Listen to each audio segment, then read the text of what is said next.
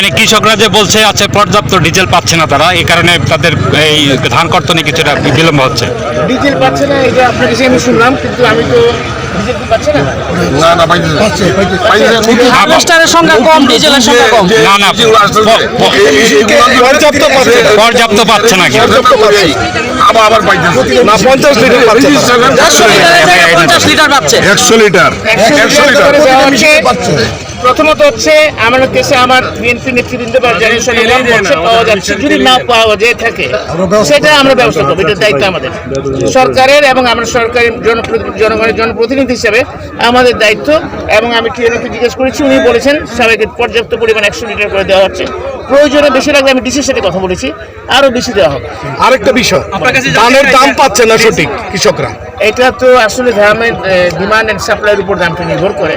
এটা মার্কেটে যখন ডিমান্ড বেশি থাকে তখন দাম বাড়বে, যদি কম থাকে তাহলে দাম কমে যাবে, তাই না? এটা তো মার্কেট ইকোনমি আলাদা জিনিস। আপনার কাছে একটা প্রশ্ন ছিল, হাওড়ে প্রতি বছর বজ্রপাতে মানুষ মারা যাচ্ছে, আপনি নিশ্চয়ই গণমাধ্যমে দেখছেন। সেই ক্ষেত্রে এই হাওড় পারে যে কৃষক মানুষের জন্য আপনি কি পদক্ষেপ নিতে পারেন যে বজ্রপাত থেকে তারা বাঁচতে পারে?